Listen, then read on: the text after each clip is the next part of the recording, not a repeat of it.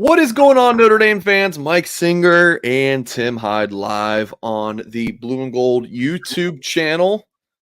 Man, lots of recruiting stuff to discuss. We were in the dog days of summer when it comes to the Notre Dame football team, but when it comes to the future of the program, we have a lot to discuss. Some good news, potentially, some bad news, potentially. We're going to cover it all in today's show. Tim, you doing all right, my friend? Yeah, it's cruising. Beautiful night, beautiful day. Let's talk some ball on this Tuesday. A little slider we're throwing to the fans on a Tuesday night. But best thing about YouTube, Mike, you could always rewatch it on Wednesday. So here we go. Yep, there you go. Yeah, my anniversary is tomorrow, 6 years with my lovely wife, and I made the wise decision to ask Tim if he could do it tonight, and he said yes. So very thankful for you, Tim. Folks, for watching on YouTube, hit the thumbs up on this video. I guess I should say I'm more thankful for your wife. She's calling the shots. Let's be honest. Yes. Yeah, folks, if you're watching on YouTube, please hit the thumbs up on this video. Subscribe to our channel for more content. Loaded show, Tim. We are going to start, as I picked up a recruiting show, we're going to start with a football topic. And this was pretty interesting. On Three's Andy Staples put together a projected 12-team field. Now, obviously, this is a pretty early projection, but I'll read it. I mean, there's some interesting stuff in here. Okay, here's your top 4 seeds. Ohio State's in the 1. I don't think that's a huge shock. Georgia 2. Okay. Florida State in the 3, Tim. Kansas State in the 4. So just your reaction, first of all, Tim, to the top 4. My first thought was, well, I guess Andy likes Florida State to go beat Notre Dame. Not necessarily. It's remember, it's conference champ. So the top 4 seeds are the 4 highest conference champs. So he's looking at Florida State being ranked higher than Kansas State. But yeah, I guess. But I would assume that he would guess that they would run the table. But yeah, I guess you're right. Yeah, I mean, it's all about conference champs. So the top 4 seeds, I started reading Twitter comments, and Andy's awesome. I've been following him for ages, since his way back in the day at Sports Illustrated and whatnot. But people are up in arms. How do you put Kansas State there? He's like, because they're a conference champ. It's like those rules, and that's just what it is. Yeah, I mean, Florida State could easily be there at 10-2. Their schedule is brutal.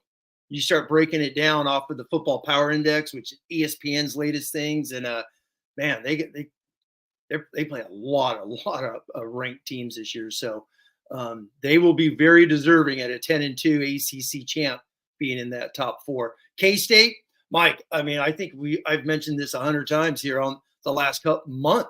All of these post-spring, post-portal projections, everyone's got a different Big 12 team. It's Utah. It could be Arizona. I've seen Oklahoma State. We got Kansas State here from Andy.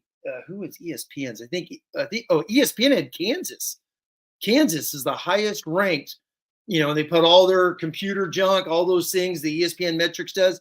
They had Kansas, the highest ranked Big 12. So Big 12, flip a coin this year. Me personally, I'll go with Arizona. I think they got the best quarterback, best wide receiver. I'll go with Arizona winning that darn thing. But the rest of them is where it gets fun. And obviously for Notre Dame, yeah, 8-9, man, go for it. Well, all right, let's read it. So we have the 6-11 matchup, Oregon and Tennessee. Tennessee making a jump like that. Texas and the 7 versus Ole Miss in the 10. That would be a little bit of a disappointing season for Texas, but still in the playoff, hosting a first-round game. Alabama, Boise in the 5-12, which would be a lot of fun. And then the 8-9 Notre Dame, Michigan in the Big House. That would be something. So this would have Notre Dame not hosting. So that's why I was like, yeah, they would drop a game, Florida State or maybe in A&M or something. But I feel like if they were to, unless they just got just destroyed by A&M. You would think that if they beat A&M, run the table, probably be 5 through 8. I mean, I'm not trying to like pick this apart. This is obviously a very difficult thing to do. So at this point, but yeah, 10, 8, 9, Michigan, Notre Dame. Would you be excited about that? No, because they're on the road. But obviously, playing Michigan would be great. No doubt about it. It's, once again, going back to ESPN's, who came out with all of theirs last week. They have Notre Dame going to Penn State in the 8-9 game on the road. So you got a lot. Notre Dame's been in that 9, 10, 11 a ton, which is saying, I mean, they're basically going with the computers are picking 10-2, 10-2. Notre Dame's not going to host a home game with 10-2. With the schedule. Yeah. So 10-2 is going to get him in. 10-2 is going to get him on the road. Pete Sampson said it perfectly on Twitter today. This is the difference between 11-1 and 10-2, and he's so correct. 11-1 they will host. 11-1 Notre Dame means you beat every ranked team but one, basically. Let's just throw that out there. Probably beat Florida State at the end of the year. Probably beat SC in the Coliseum to finish 11-1, get the momentum, host a game. But yeah, going on the road to Penn State, which ESPN's projection, Andy Staples has Michigan. Yeah, you don't want to go on the road in those first games. But just a side note, let's say Notre Dame goes and wins this thing. This is for the Stars Don't Matter crowd. Check this out, Mike. So you beat the defending national champ. Then the very next week, keep that up, because this is for the people that trust the coaches, Stars Don't Matter crowd. Then you go to Ohio State, Mike. So let's say you beat Ohio State in the Rose Bowl, whatever the heck game it is. Who do you play next? Alabama. Alabama beats Boise. Alabama gets K-State. Then you go to the championship game, you play Georgia. Well, who are the three heavyweights when it comes to recruiting? Buckeyes, Crimson Tide, Bulldogs. So I started looking at that. I was like, ooh, did Andy do this on purpose, right? So for his good buddy Ari Wasserman, who was always talking about stars matter, stars don't matter. But I love reading those arguments. But yeah, this would be a fun one. If Notre Dame runs the table, people are saying 16-0. Well, here you go. Oh, the stars matter argument. All right, can I just give a quick thought on that, Tim? Go for it. To make this as simple as possible, I think it's like, I worked at Rivals, great people at Rivals, but I'm not thinking that like what these guys say is the be all end all here. I mean, it's just not my thought. It's not that stars matter. It's just that, how about instead of stars matter, we replace that with, what is the phrase? It's more about the Jimmies and the Joes and the X's and the O's. It's just about who's the best players.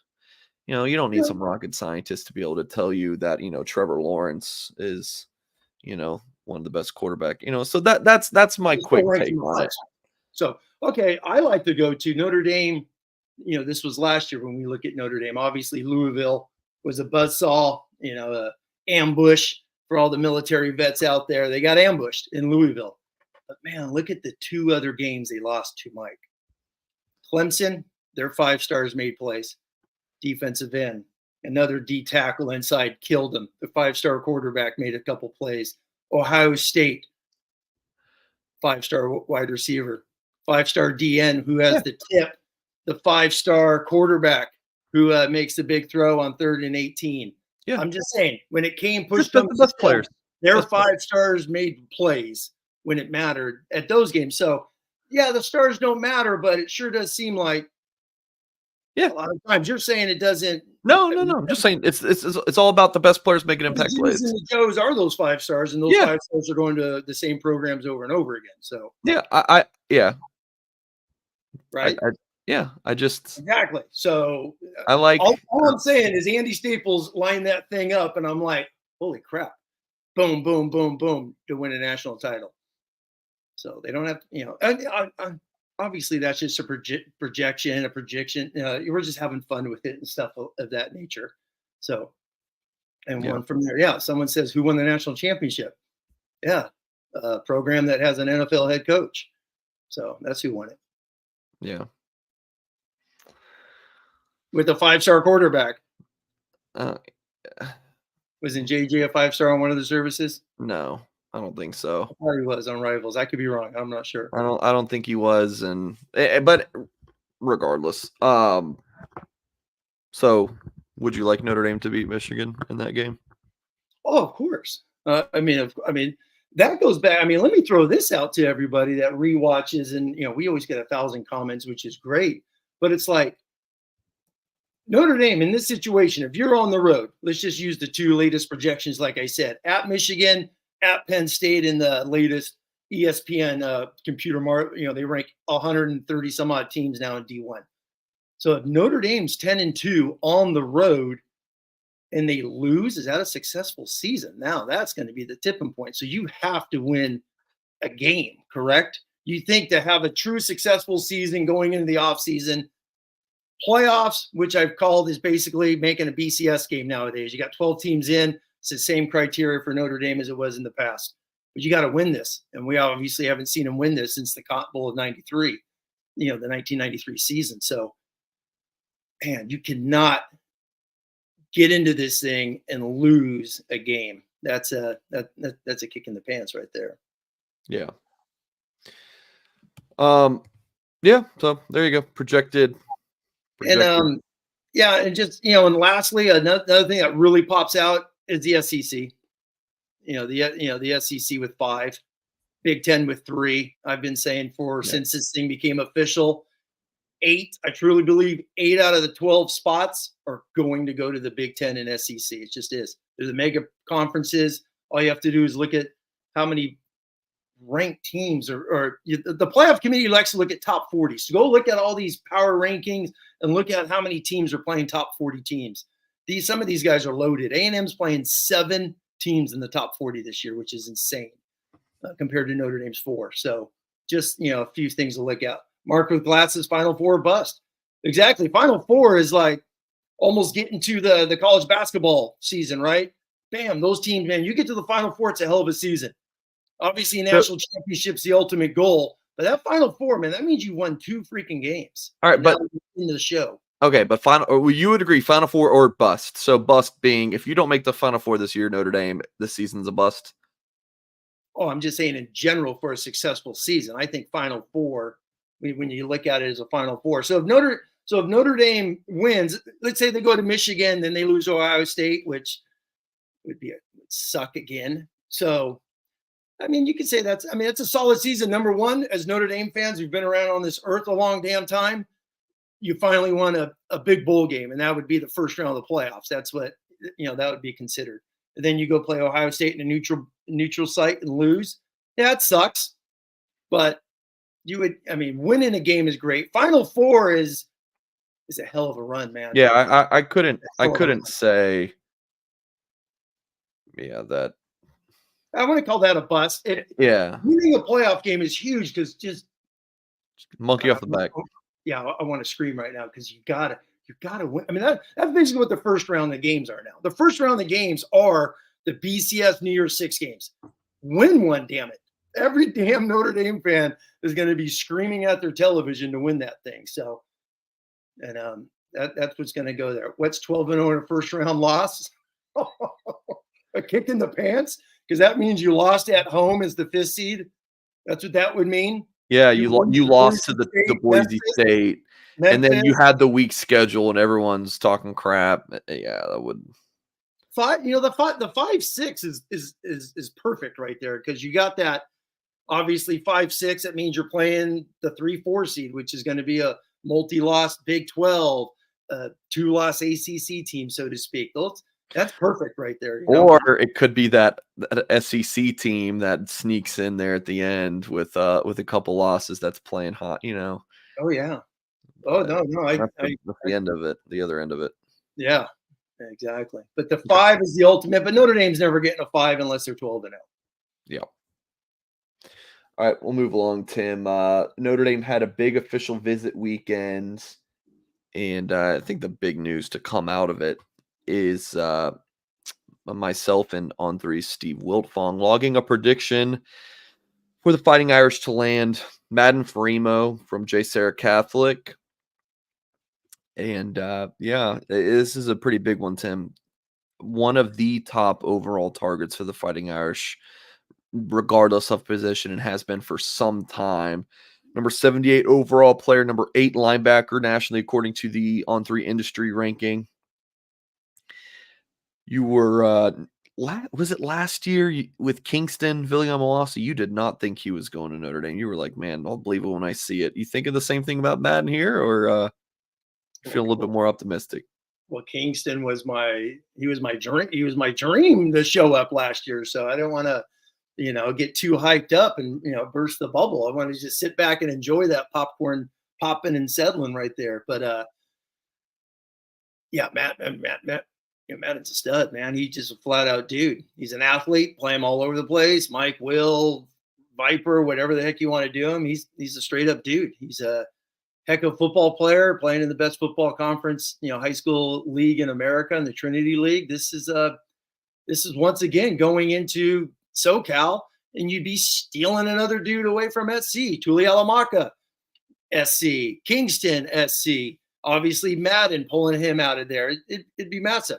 So you get a nice little Polynesian pipeline starting to grow out of Southern California, which is great because there's a lot of dudes that play ball in that region of the country. So he's a stud, man. The more you watch this guy, I've always wanted him as a Viper because Notre Dame has a stand-up dude anyway. I just love his length and his aggressiveness. Man, I would just want him to rush the freaking quarterback nonstop. He just looks like one of those stand-up, old school 3-4 stand-up ends and just heat. Look at that change of direction right there. Just he's so good. He played an entire season with like one arm. It's like, so it's wild. I know we talked when he was visiting, I think, or maybe when you put his prediction in, Kingston was number 1 in the league in tackles. Madden was number 3. And what league is that, Tim? The Trinity League. Thank you. Trinity League. Yeah, exactly. So is that on the bingo card? Because they got dudes. No. I was just asking. Oh, okay, I got you. But no, he's a stud. Fluid, moves well.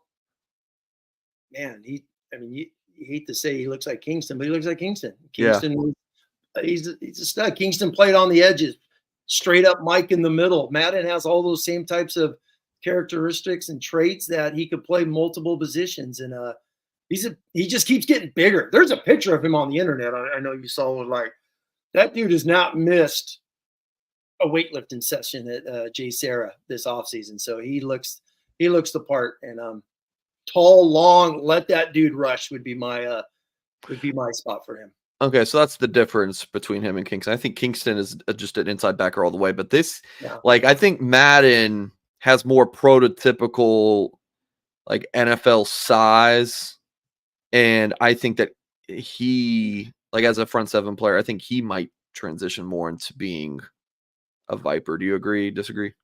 Yeah, I mean, just watch his film once again. It's so much on that. I mean, he's a Foskey, Boubacar type of edge presence, and that's what when I first. I mean, because Notre Dame's recruiting linebackers. Obviously, they got multiple packages and all that good stuff on defense. Man, but there's nothing like a damn dude off the edge that just raises hell nonstop, and that's what I see with this guy. Is just an edge guy. That stand-up position that Notre Dame has been running since 2017. Just let him crash.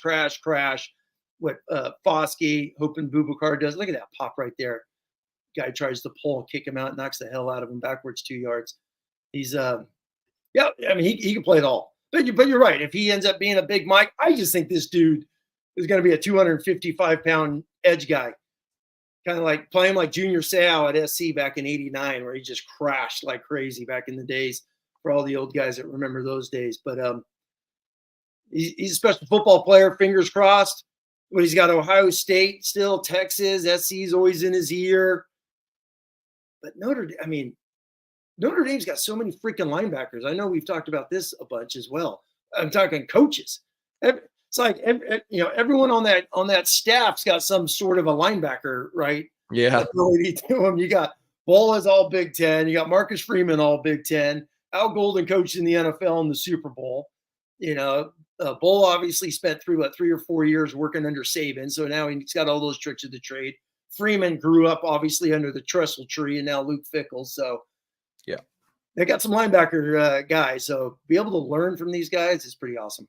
Does it concern you at all when you do see you're bringing in a lot of linebackers, but so many of them just move down to the D end? Or do you have any concern about, well, they need two to play inside backer? I mean, they can't have all of them go down to the D line. Hey, bodies, man. Just keep finding bodies. Keep Okay. finding bodies. It's like, already this year, Patella's going to be gone, obviously, after this season. Kaiser's going to be gone. So there's 2 spots instantly. Traore's going to be going into his 3rd year. Tuli Alamaka is going to be going into his 4th year, so it all works itself out, but they are really, replenished in that position. Burnham's already moved. Ziegler's already transferred out. So, you can see some of these guys already taking effect and just stack bodies. Saka, beautiful picture of him, by the way. Mike, there's another guy. Mike, I know he was on our show. That guy was just playing safety a year ago. And now he looks like he's 6'5", 240. Some of the pictures I saw of him online. So, and you got Kia with his brother. Just keep stacking bodies, man. Yeah. They'll find spots. And that's Jordan Botelho played 3 technique last year when they went to their dime package.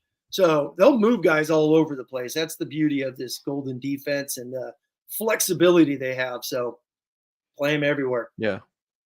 It just seems like, Hulock was a linebacker. Yeah, he's already a Viper. Down. And then, Saka looks huge. Huge. Hollick was 240 at the camp. I read online. So 6'4", 240, ran a 4.65. Exactly. He's a DN. He's Josh Burnham. They're going to feed him. Yeah. He's going to be 270 pounds playing 5'10". I think Kia will be another Maris Leafau, is mainly a pass rusher position. So that's just interesting. And and then Farimo and Nathaniel Usu Boateng, another official visitor on campus for Notre Dame this past weekend. I did not log a prediction for him. Just log it, Mike. Just do it. Just hey, I said 6 weeks ago that was my upset special in this class. I'm sticking with it. Just log it, Mike. He's coming. Just the Tim Hyde special. Exactly, that's the Tim Hyde special. You think his brother's going to let him go to SC Michigan, for crying out loud? Give me a break. No. Oh, I think Ohio State is a team to watch out. I think he's going there this weekend. So this weekend, yeah. But it was really telling that in his conversation with our Kyle Kelly at Blue and Gold, Usu Boateng said he had thoughts about changing his December commitment up to either before his senior season or during it. That's a good sign. That's called recruiting. That's called recruiting. That's called getting the bug in the young man's ear. Jalen Smith got him in a little headlock. His brother's on campus. His brother, I heard, was in Africa a week ago doing a football camp. How crazy is that? That's awesome. Yes. And now, boom, he's out here. He flew back to hang out with his entire family, his entourage. So, yeah, that's another young man. This is linebacker class. We'll get into this down the road. Don't want to jinx it, Mike, but where does this one rank? We've been talking DB, but my Lord, where does this linebacker one? So we're going to have to get into that and do a nice show. Yeah. We'll got to see who they get before we do that. I don't want to talk about it exactly. So we'll let it roll from there. But yeah, NOB, he's a dude. That's a straight up old school inside linebacker right there. Okay. Folks, let's hear from our sponsors over at Augie's Locker Room. We know that you love Notre Dame memorabilia and one-of-a-kind Fighting Irish items. You can really find this at one place, and that is Augie's Locker Room, which has moved to a brand new location as of late last fall. So come see Augie's new location. It's 1733 North Ironwood Drive in South Bend, just down the street from Notre Dame.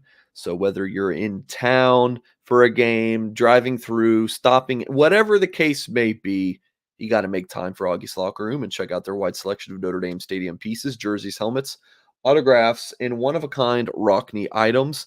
Check out the exclusive Joe Montana sign items and famous sculptor Jerry McKenna's replicas of the bronze statues around the stadium. Augie gets new stuff in all the time. If he doesn't have it in store, he's going to go out and find it for you, just like the jerseys behind Mike Goolsby and his new setup. So visit Augie, 1733 North Ironwood Drive in South Bend.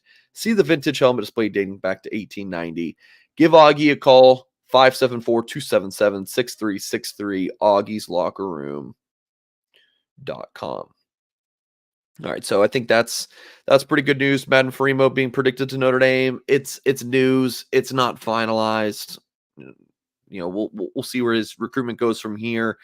But loving where the Irish are at there. Wrote about him earlier this week in my Gold Standard article. Actually, on Sunday, I posted that. And then Kyle Kelly interviewed him about 90 minutes before. About 90 minutes ago. So that story, I'm sure, will go up tonight if it hasn't already, where Kyle talked to Madden himself. And he doesn't give out too many interviews, so that was pretty cool. We talked about Woo a little bit, as they call him, Woo. And that visit went really well. Jameer Joseph, the defensive back out of New Jersey, good trip as well. I personally still think Penn State might lead there, but I'm told that he was very interested in the Fighting Irish. He and his family loved the academic component, so one to keep an eye on. And then later in the show, we'll talk about the guys who are on campus right now. But I did want to go to Tim, a bit of the not as great news. Just to be completely honest, I did not wake up Friday morning thinking, I'm going to write about Ivan Taylor taking an official visit to Alabama. You guys know he's probably my favorite recruit in the class. So he takes an official to Alabama. Bama reporters think he's flipping. And, when I had first heard about this, Tim, and I'm calling my sources and trying to dig right away, the feeling was, hey, this is big boy recruiting. We're going to get him on campus for an official visit. He'll hang out with his buddy Ethan Long. He'll hang out with Deuce Knight. Get him here. Take his official. And it'll all be well. But then I was talking to Kyle Kelly on my recruiting show Friday about this. And I had said, we always think about the ones that Notre Dame doesn't win when this happens. You're committed to Notre Dame, start visiting elsewhere. But what about the ones who do? We don't ever remember those. And Tim, I went back 4 classes. And I couldn't find anyone that signed with Notre Dame that was really taking visits elsewhere like this. So yeah, it's been a while. Yeah, Stephon Tuitt was 2011, so that was a long time ago, and had to beat out mighty Georgia Tech to flip him. But so I am. You're right, Mike. But Tim, I will say this. I did say this on my show Friday.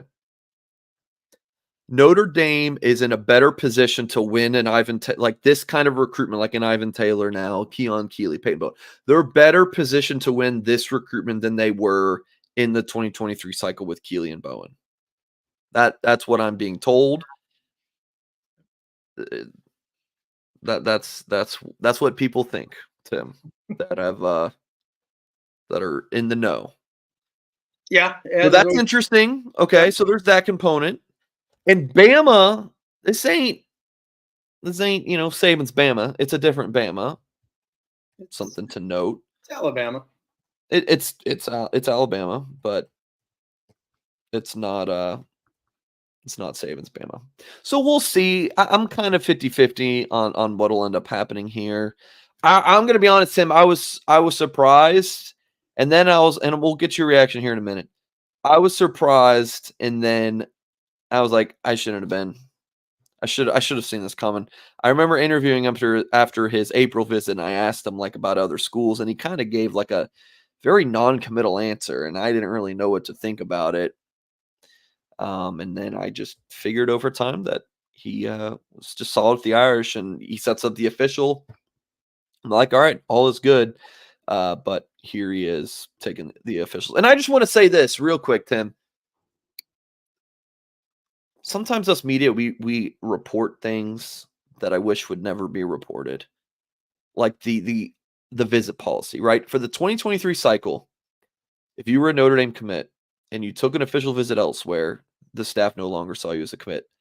It happened with Justin Rhett, and then they kind of made an example out of him. Like, he took the Georgia visit. Notre Dame knew he was going there and he wasn't coming back, but they kind of use that as an example of, hey, everyone else, don't do this. And I think that was a tactic from them to say to their commits, hey, don't go anywhere. We need you. And maybe, I think that was their way to try to keep their guys locked in. In the 2023 class, that's what they needed to do. I think in 2025, they're like kind of what I was talking about with Taylor. They have different things that they can do to win some of these, if that makes sense. So I know, Tim, I'm talking a lot here. But a long way to say the no visit policy. I get asked about this so much when I tweet about Ivan Taylor's visit. I get 60 responses. What about the no visit policy? What about the no visit? Guys, it was one class. Like, I wish it would have never been out there because everyone just has so much confusion and everyone's losing their damn minds about this no visit policy, guys. It's not a thing. It was 2 years ago. It wasn't really needed in the 2024 class. And clearly it is not one right now. Now, if you're Ivan Taylor, you might be able to get away with things that, a low 3-star type kid might not be able to. That's Mike Singer's take on that. But all right, I'll give you the floor, Tim. So stars matter. So stars matter. Come on, Tim. It's all right, but yeah. I mean, this is. I'll be honest with you. I didn't get nervous. So I saw you kind of got nervous on the message board when you kind of. Well, yeah, he took a Bama visit in the spring. I was like, okay, so this has been going on for a while. He's been there twice. Our good friend, Mr. Kyle Kelly, the research guru. I'm going to give him a little high five right here for posting what he did today, which is basically, I mean, I've been around recruiting for 25 plus years, seeing it all. It's old. I mean, to me, this is old school recruiting, meaning Kyle posted Alabama safety coach was at Wisconsin. So you go Google Mr. Taylor, you start reading some articles when he committed. ESPN literally put in their article, bam, Wisconsin Wisconsin felt there, was closer than people thought. So I'm like, oh, put 2 and 2 together, what Kyle reported. And you start looking at the coach, go Google that coach. Well, who's his best friend? Kate Womack, the new DC at Alabama. He hires him away from Fickle at Wisconsin, and I'm sure he's been in his ear nonstop. The next thing is when I say old school recruiting is obviously his dad's an NFL player. Taylor wants to play in the NFL. Taylor wants to be coached by an NFL guy. Well, who's the guy that recruited him? O'Leary, who's now in the NFL. Notre Dame, you could say Mike Mickens is the DB coach, but you know damn well Alabama is in his ear because that coach almost got him to Wisconsin. They're in his ear like, I'm going to coach you. Who's your safety coach at Notre Dame? Marty Biaggi, in between punting and PAT drills. He's going to come coach. All I'm doing is talking how Alabama's doing it. And now they got him on campus without no one knowing, and now it's an official visit. Yeah, this is just an old school worker bee coach who's on him, trying to get a guy. He's down the road in Florida. I know people like to say Bama's not Bama, but they got a hell of a football coach. That guy don't lose. So I don't think Alabama's going to be some 7-5, 8-4 program. They're stacked. They're going to keep being stacked because Alabama's, been a powerhouse in the South for 75 years. So they're not going to go away.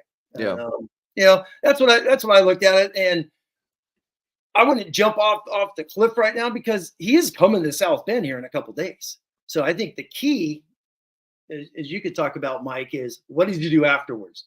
Does he come to Notre Dame and it's like, all right, this is why I chose Notre Dame, all that stuff. Or does he go to Ann Arbor next week? If he goes to Ann Arbor next weekend, he's still fishing around, looking around. Yeah, I would not consider him a committed player. I wouldn't if he goes. If he closes it down and says, I'm just going to concentrate on these two, then you got a Keon Keeley type of a thing where it's, trying to get him away from the South, but those are tough. Yeah. But just real quick, just to Kyle Kelly, when you listen and whatnot, or I'll shoot you a message later. He posted that today, and it gave me something to go and looked at, and I was like, this is exactly what this is. Yeah. A coach who has a relationship, and all Notre Dame fans, and every time we talk about relationship or recruiting, it's always, relationships. This coach has built one at Wisconsin for a year plus, and now it's at Bama, and he's recruiting the hell out of them. Yeah. It's pretty interesting. Rob said a minute ago about Deion Colzie. Didn't Deion Colzie come back after visiting Georgia and Bama? Yes, I would say that was a much more mild situation than this. Colzie actually decommitted from Notre Dame. And then, yeah, he looked. I mean, Georgia. I mean, the kid lived in Athens. He may have visited Bama, but I don't know if he visited Bama after decommitting. But he did decommit from the Irish and then rejoin the class. So I Pretty guess quickly, that's right? one. But yeah, it was within. I think it was a couple months, 3 Oh, months, was 4 it? months. Okay, was that long? Okay, I I thought it can't was. remember. This Yeah. is going back to Yeah. 2019 or something. Oh my, I know. That's what I'm 20 saying. This feels like 15 years ago. What class was that? 2021? 2021. That's the Buckner class, the COVID class, 2021. Huh. Yeah, Lorenzo, Styles, Thomas, and Colsey, the big three receivers signed. Blue chip top 100 guys right there, Mike. And I thought of that bunch, Thomas was third. I really did. You remember, Tim, I thought he was going to be a safety at Notre Dame. Yes, yes, yes. Now that, yes, I I'm saw even him better drop a about that. lot of passes in high school. He's an Atlanta kid. I saw him all the time. And I was like, man, this kid just does not seem like he has the fluidity and natural pass catching ability. I was wrong. I was They wrong. need it. They need him this year. But the Taylor one, whatever you want to wrap up on that, it's the old It is boy a big boy recruiting. recruiting battle. It's a Yeah, big boy recruiting battle. I'm curious to now see how Notre Dame, like you piqued a little interest there. Where you said Notre Dame feels like they combat this, and I'm like the Notre Dame guy on the outside. I'm like, okay, how it's still Alabama. It's still trying to get a guy out of Florida to leave SEC country to come up north. That's still a workout. It's still a workout. So, unless Notre Dame's got bagmen now, they just start doing that. But he don't need a bag because his dad's got cash. So who knows? It's gonna be a fun weekend because people are gonna be on pins and needles waiting for Mike Singer and Kyle Kelly to be posting something on Sunday when he leaves. Yeah, no doubt. Blueberg said, Mike, awesome video, Charles Power, especially with Will Black Talk. So we did post that earlier today. So Charles was down in Tampa this past weekend to see Deuce Knight at the OT7, and we had some footage from that. I think that might be on the docket to talk about today, Tim. Is it? It is. So I guess we'll go there next. So that was pretty cool. So folks, if you do not see that yet, go watch that. And then we talked about Will Black as well. Crash Davis with the $10 super chat. I feel like we don't get super chats much these days. I turned them off for a little while after there was a bit of an accident. And in the super chat realm, I feel like people forgot about them.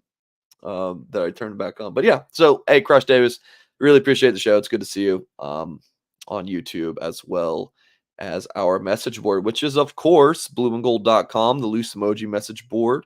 You can sign up right now, $1 for 2 months when you use the promo code UND1. This promo code right here is not something we talk about on Twitter or any other social media platform. This is what we offer for our podcast and YouTube audience. So if you like this show and you're like, you know what, I want to hear from Mike, if you somehow want to do that, 7 days a week and hear from Tyler Horka and Jack Sobel and Cal Kelly and talk to thousands of other Notre Dame fans on the message board, download that On3 app and just have it right in your phone, accessible to me all of the time. Use the promo code UND1. Try it out. It's a buck. It's a buck for 2 months. Use the promo code UND1.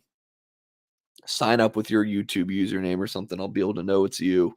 Be able to put that together like I do, like with Crush Davis. And yeah, we would love to have you on our message board. So again, Crush Davis, appreciate you. All right, let's go to that Deuce Knight footage. So someone did just said something about Deuce Knight and what's up with Ole Miss. I've been talking about this week, Tim. I don't understand where this Ole Miss confidence is coming from, and I've been trying to gather what the Ole Miss people are thinking. And apparently, Tim, people think Deuce Knight is going to flip just because he's an in-state kid. That's what it's boiling down to. It's just, he's an in-state kid. It's hard to leave. And you know what people have told me, Tim? He got homesick when he was in Nashville. He's going to he's going to have the same thing that happened with Notre Dame. You know what old big brain Singer learned, Tim? Knight was going to be ruled ineligible as a junior because I guess he basically got recruited. So of course he left and transferred back home. People think he got homesick. It had nothing to do with being homesick. So him going to Nashville proves that he's for real about leaving Mississippi. So people trying to use that as a proof that he's going to stay close to home. It's the exact opposite. What I know about Deuce Knight that everyone knows about publicly, what I hear privately, like I'm not able to report, this kid's going to Notre Dame. I feel very confident about it. Someone said he's been to Ole Miss 7 times. That would not surprise me if he's been to Ole Miss 7 times in his life. You know how many times he's been to Notre Dame? Which is what? Like 15-hour drive? Months, right? 9 times. And that's 9 times he has stepped on campus. That's not 9 days. He has probably spent upwards of a month and a half at Notre Dame. Like, seriously, this kid is there all of the time. Mike, he's in high school. He's in high school and just went out and hung out with guys on the team with Phillip Rivers in Alabama. I mean, seriously. Like, come on.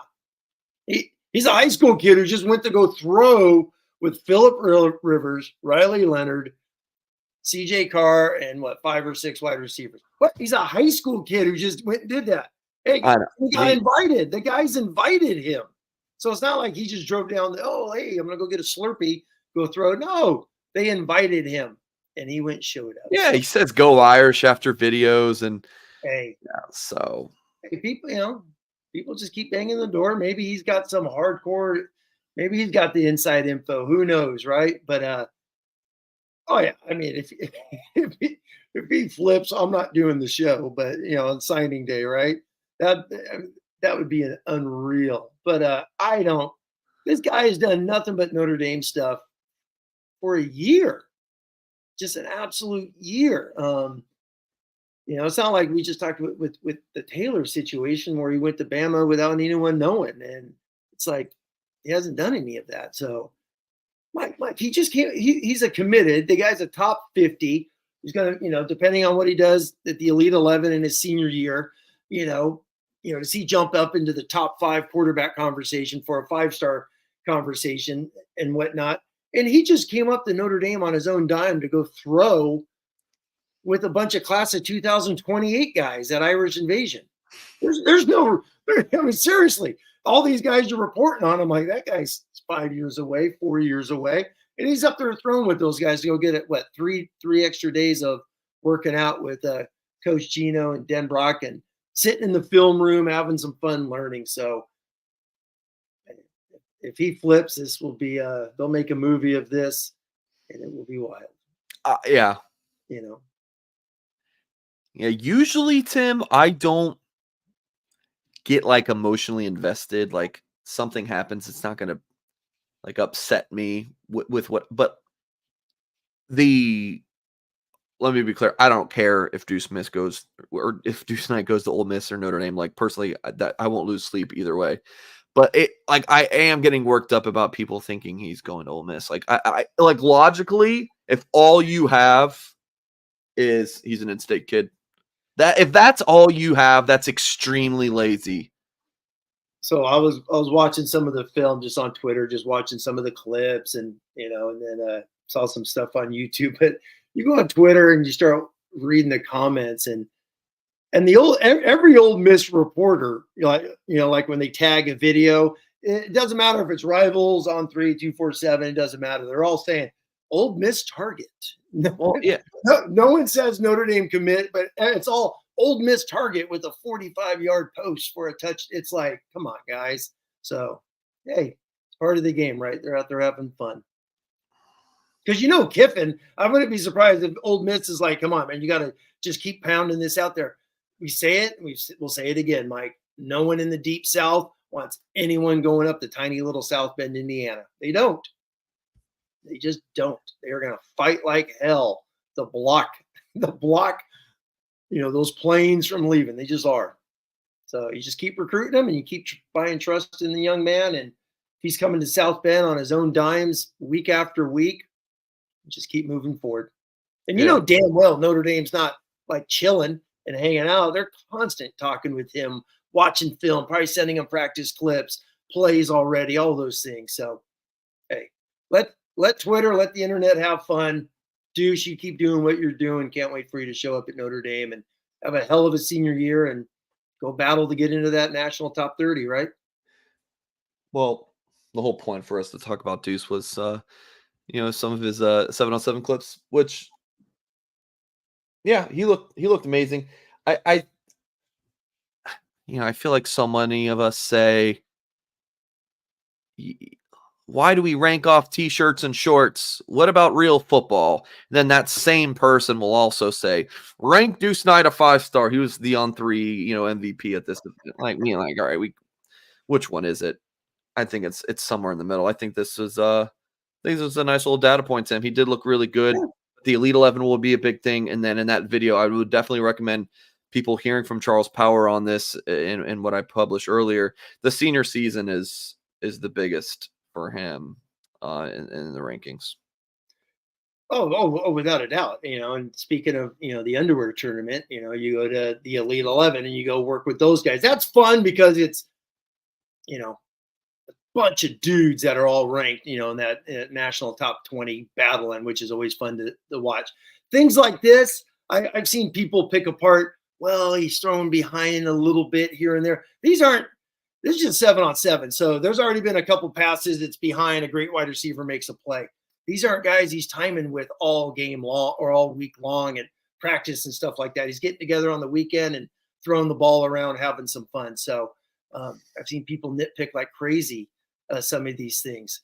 The dude's got a laser. He can sling it. Fundamentals, all those things are going to just keep getting developed, worked on. The best part of his games is legs. I absolutely laughed as a longtime football coach that you could scramble in the 7-on-7. I thought that was absolutely ridiculous. But when he scrambles on air, he looks great. But he's going to do that. I saw some scramble. Deuce Knight scrambles, like scrambled for 30 yards in 7-on-7. What are we doing? But I guess it's some stupid rule they have down there. But he's fun to look at. He's fun to watch. The guy's got a hell of an arm, keeps improving. Gonna have a hell of a senior season and just go kick some ass. How's that? Just seriously, go out there, prove all the doubters wrong, and just keep rocking. Yeah, it is pretty encouraging that Knight's maybe his best attribute is when he gets outside the pocket, and in that setting, you can only rush as a quarterback if they blitz, and they blitz him twice and he ran for 30 yards. That's what Charles was saying in the video. That was blitzing in 7-on-7. Yeah, no, yeah.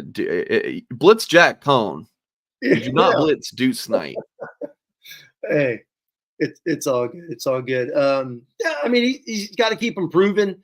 All those things, it's going to be about accuracy. That's one thing I want to see. Because I've watched a few of his games are online. His junior season, he was 50% passing.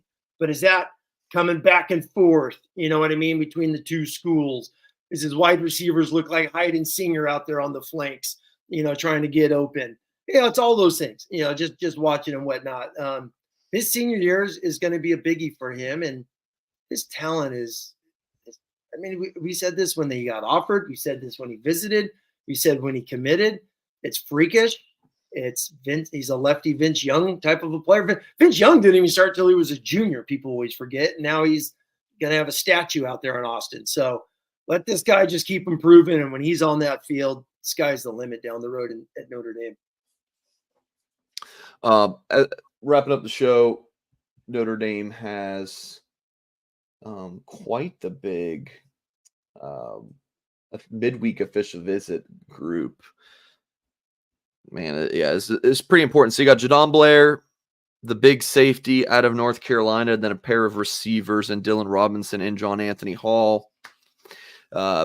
Just from what his dad's tweeting, Jadon Blair looks to be having a great time already. And I mean, I could see the Irish ending up with all three of these kids pretty easily. Yeah, I mean, especially Hall. Like it seems like the in-state kid. The Irish have a great chance there. Robinson, I'm looking forward to learning more about his recruitment. He's a kid who's never been to campus before from California, and he's got all the West Coast schools after him. So we'll see on that one. Blair, I'm fully anticipating predictions going in for him to land at Notre Dame after his trip. Wilt Fong already logged one, but I'm expecting more, maybe even one from my own. We'll see after I connect with Blair's camp and talk to various sources after his trip. But Blair, I think, is like going from South Bend to Ann Arbor. So it doesn't have a whole lot of time to reflect on the visit or anything like that. It's straight to Michigan. But I published a couple of articles Monday on Blair from my interviews with him and his dad from the On3 Elite series in Nashville a couple weeks ago. I finally got around to publishing those. Have been busy around here. And they both said that Notre Dame is, quote, setting the example. Like, they are recruiting Blair how he wants to be recruited. They're very consistent and doing a great job. But real quick, Tim, I want to get your thoughts on this. Blair told me that he really considered just committing to Notre Dame, and then O'Leary left. Like, he was just like, I'm done. I don't want to take my officials. And then Ivan Taylor really seems to be, let me rephrase that. It seems that the O'Leary news really shook up Taylor as well. I liked O'Leary a lot. I remember that there's always a scapegoat or two on the Notre Dame staff. Oh, yeah. Whether they deserve it or not. O'Leary was definitely that guy for a while. Yeah. I mean, the safety recruiting people are not fired up about, and he leaves. Man, I've been kind of surprised how much these two top targets, I mean, their recruitment's impact. We've seen other guys leave. I mean, hell, Brian Kelly left. There was no impact on that recruiting class from Brian Kelly leaving. That's your head coach. But yeah, Jared Parker leaves. Hell, Will Black, committed with no OC. That was right when Parker left. But yeah, O'Leary has made a pretty big impact. So yeah, I mean, that just tells you he's a worker bee. He obviously, going back to that buzzword, relationships. That's what he builds. He's been around Freeman for a while as well. I mean, he was there at Notre Dame. I think it was 3 or 4 years at Notre Dame before Freeman. So, he knows the ins and outs of South Bend. Freeman hired him. Just don't forget, Freeman hired him he was a defense analyst. Yeah, and Freeman hired him to be his full-time safety coach. So, yeah, which is interesting because the safety coach was with him at Cincinnati, who went to Wisconsin, who's now at Bama, trying to steal Taylor. That guy's probably pissed off. Why didn't you hire me at Notre Dame? So screw you. I'm going to go get Taylor. So the world goes in circles. There's your Goolsby conspiracy theory. But on that one. But yeah, O'Leary. But as well, Mike, it's like there are certain guys, even though Notre Dame's got a great camp, Freeman's involved, Chad Bowden's involved, all these things, all these people are recruiting. I think assistant coaches get way too much credit, way too much blame. I really do. I think it's a big thing. But if it's an individual kid who just is like, man, I just click with that guy. That happens a ton in recruiting where he just clicks with one guy. It happens. Mickens has a great reputation. I just think the thing with Taylor is that position coach is just pounding it because he was at Wisconsin, built a relationship for a year. I think Blair's looking at it big picture of like, hey, I'm a deep safety. Notre Dame's had some really good ones. Hamilton, Watts, back-to-back All-Americans. I could be this type of guy. Maybe he's looking at that a little differently than Taylor is. But Blair's a special guy. Notre Dame safety recruiting hasn't been great. O'Leary got a ton of blame for that. But it's not like they weren't recruiting guys. They were going after some heavy hitters, just weren't able to land them the last few years. But this class could definitely change that. Yeah. But also shows just with O'Leary, he's an NFL guy, so he probably had that pedigree talking to these guys, talking X and O's with them in recruiting, especially when they're on campus. And that's the whole reason why Jesse Minter went to bat to Harbaugh and said, "We got to get this guy." And then any thoughts on these 3 midweeks? We'll learn about them and how their trips went. We talked about Hall a week ago, hell of an athlete, multi, 3-sport guy, track, football, hell of a basketball player, as we've seen highlights. Robinson, I think Washington maybe recruiting him as a safety. I think I read UCLA's a receiver. Hell, another guy that could play, both sides, but Notre Dame wants him at receiver. Long, really, really fast, athletic kid out of the Southern California area. So Notre Dame wide receiver, they need receivers. So I'm sure they're pitching the living heck out of that this week. And then, Meadows comes. Is Meadows this weekend or the following week? Meadows and Hines are the two Weekend? targets. Yeah, so there's another dozen or so this weekend, and it's headlined by Tanook Hines, Derek Meadows, and then Deuce Knight and Ivan Taylor. Wait. Knight's back on campus? Yeah, he's got his official. Listen, the thing is, hold on. The first time in 18 months, Notre Dame gets to buy him a plane ticket. There you go. It's like he's not visiting Ole Miss at all in June. He's everywhere but the state of Mississippi this month. Like he's just going all over the place. Is July completely dead? July's completely dead except for the last week. August is dead.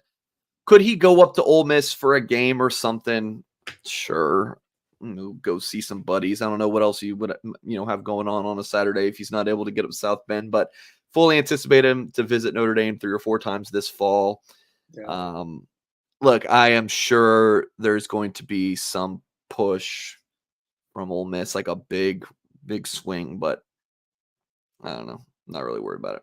How about just lastly, is on Blair? Is Penn State his last one? Is he Penn State after top of your head? I can't remember. Okay. I just know I've written it 20 times, but I think they might be. Okay. I know Penn State. People have talked about Michigan as a bigger contender for Blair than Notre Dame. I think it's Notre Dame, Penn State. Yeah, so it seems like it's been Penn State for a long time. Yeah, they really like James Franklin and the Penn State staff. They've been up there more than they have Notre Dame. They've been there a lot. So, well, Tim, love it. Good show. I'm gonna have to hold you for a second. I got to do something. All right. We did have the Tim Hyde bingo card. So if I looked a little distracted at times, partially it's because it's the time of the year and I'm responding to text messages, but partly because I was playing Tim Hyde bingo. Well, I made sure I did not say some things. I went out of my way tonight. Tim, I pointed out the chit chat thing. You never say chit chat anymore. You don't. Yeah. You don't. But I will say my buddy Jay Carr did a fine job, but he didn't put things of that nature on here. That is the number one Tim Hydeism. So here's what I got. We did not bingo. We got He's a Dude, Trinity League, which I baited you into saying Trinity League, but Jay Card texted me and said, no, he already said it before. Blue Chip Ratio, when you talked about Ari Wasserman, you didn't say knock the living heck out of you. You said he'll knock the hell out of you or something, and then you didn't say explicitly got to get in the playoffs, but you pretty much said it. So Rocky boy. Oh my God, just email me this thing, please, so I can show my wife. I'll text it to you. SEC country. I know I said SEC country because I mentioned, It is. Yeah, you talked about it's. I might have missed a couple. I'm multitasking a lot, big time, but I didn't do the research Kyle did, so there you go. The shock is that no random numbers, Tim. You didn't say, unless I missed it. Someone says he said year 3. I didn't catch that, but just give me a quick 30 seconds, or hey, we talked about this 800,004 times. You didn't say any of that today. Yeah, I was shocked. I mentioned Goolsby, so there's half of one, but Goolsby, I only mentioned Goolsby. Yeah. So doing dishes, I have to go do right now. So let's just. All right, hold on. I got things to do. Things to do. There you go. Cross that one. So, but no bingo today. No, it's okay. It's okay. I will. SEC speed. Yeah, there's not a lot of that right now. We need more of that. But hey, hell of a show. Great recruiting's going on. Notre Dame's kicking butt. Let's get ready for the season. Do not go on the road in the playoffs, Mike. Holy moly.